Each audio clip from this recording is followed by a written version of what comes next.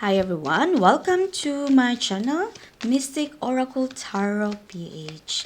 My lovely subscribers, salamat po sa walang sawang pag-support nyo. Lagi kayong nandito po. Salamat po ha. Sa mga new viewers po, welcome to my channel po.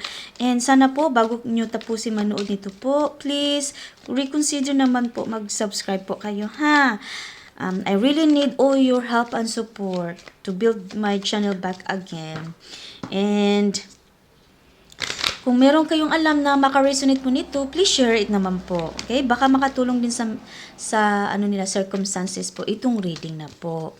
Okay. So, paalala lang po ha. Hindi lahat talaga po maka-resonate nito po. So, this is just a general and collective reading po.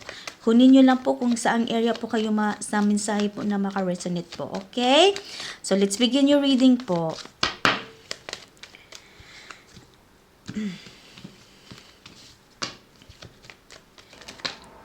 Okay. Meron tayong crossroads.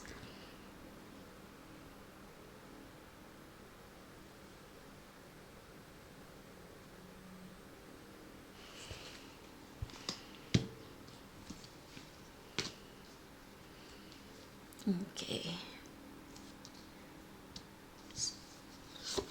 Meron tayong house. Oops, ayan na, hindi na naman ano. Okay. Okay. Crossroads. Alam niyo po yung crossroads po. Okay. Ibig sabihin yan, maraming opportunity, maraming pagpipilian, at it's also a travel and decision po. Okay? So, it might be something to do with the house. May pagdidesisyonan ka sa bahay, o di kaya bibili ka ng bahay, or bibili ka ng kondo, o mag-upa ka ng bahay. Okay po? So, it's not quite clear yet. We'll get more. Okay, mice. This is, meron tayong mice.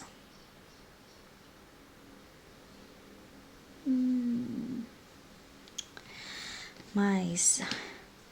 Let me get more, because I think I had an idea with the energy, okay? Na, we'll get more, okay? Parang problema ka sa ano. May pagdesisyonan ka na tungkol sa bahay na something to do with the house. House, apartment, condo, anything. Something to do with that. Okay? Na kailangan mo magdesisyon. Yung iba naman, may mga opportunity. Maraming opportunity na paparating po sa inyo. Yung iba. Okay. Ano pa?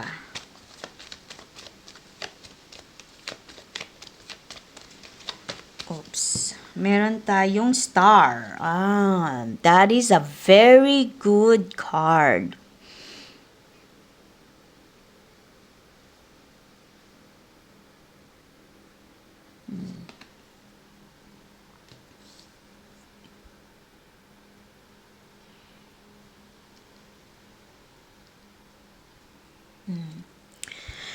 Ikaw ba ay nagdi-dream na magkaroon ng bahay? It could be a renovation as well, no?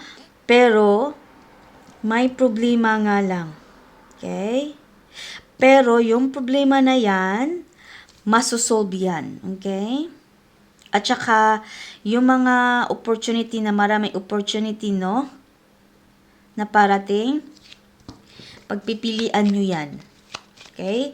Binibigyan po kayo ng opportunity ni Divine Spirit, Divine Universe na pagpilian nyo. Kasi yung opportunity na yan po, no, o-offeran po kayo, no, na parating sa inyo, maganda siya. Kahit alin ang piliin mo, maganda siya na opportunity. Okay? Can you please clarify about this house or condo, apartment? What is this all about? Bakit na problema, napakalaki ng problema mo dyan? Okay, meron tayong 7 of Pentacles.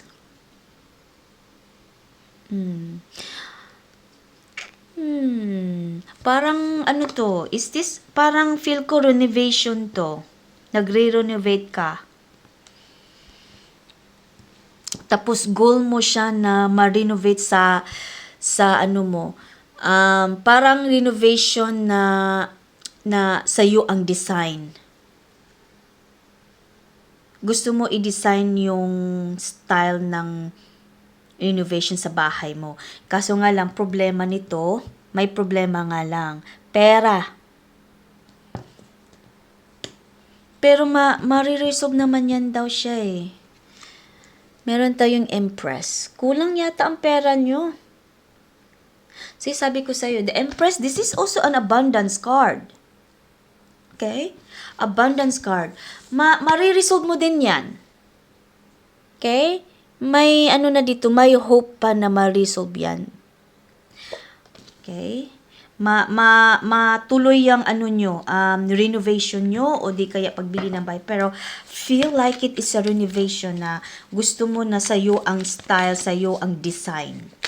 Kaya nire-renovate mo na yan. I-renovate mo. Matutuloy yan, renovation na yan. Sino yan? Okay, ano pa?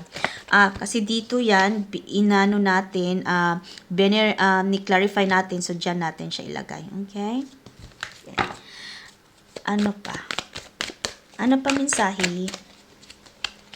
Oops. Matuloy naman siya. So, may pag-asa. Ano pa, Divine Spirits? Ano pa mensahe na gusto mong ipaalam, ipaabot sa kanila? Kung sino naka-resonate nito po.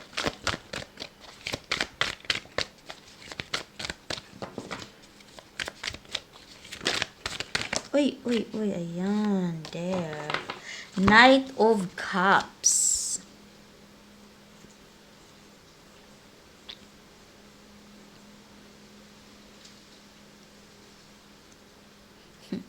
You are in a mission na maano mo yan, na matapos na yan. You are in a mission na matapos na ang problema mo dyan. Gusto mo na mag-settle down dyan. Gusto mo na maka-move on. Meron tayong 6 of Swords.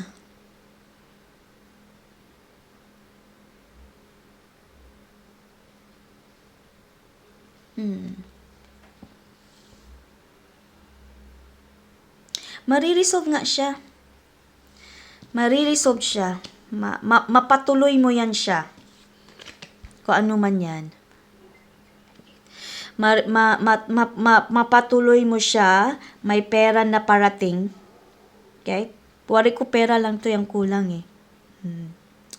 Kasi siguro, malaki ang gagastusin mo pag renovate ito. Kasi, design mo to eh. Style mo to. Ang gusto mong kasi i-renovate naman mo naman siya, gusto mo na bibigyan siya ng design ba? Yung style na gusto mo. So, medyo kalakihan to na budget. Pero makukuha mo siya, hindi pa huli ang lahat. Makukuha mo talaga siya. Meron tayong 8 of Swords. Okay? Makukuha mo talaga siya. Yun nga lang, mafo-frustrate ka talaga kasi syempre, nag-aantay ka ng pera. Nag-aantay ka, medyo na-delay yung pera o medyo na-delay yung plano na yan.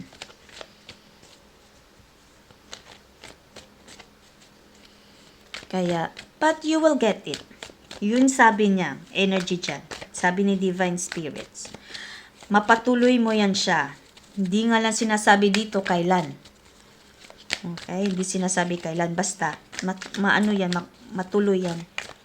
May kalakihang budget nga lang kasi. Kaya, kulang-kulang ang pera sa budget. Kaya na problema ka. Pero may pera to darating eh. Hindi ko alam kung saan gani ang pera. Siguro nangutang ka, nag-loan ka, I don't know, nanghiram ka, I don't know. Basta sabi, yun lang sabi dyan ng energy mo. Okay. Ano pa po?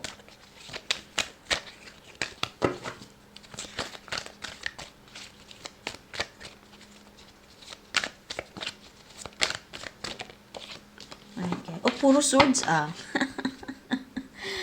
We got 9 of swords. See? May parating na pera talaga. Parating na siya. Malaki pala ang pera na inaantay mo. Pang budget sa ano mo, renovation mo. Malaking budget, malaking pera ang parating din.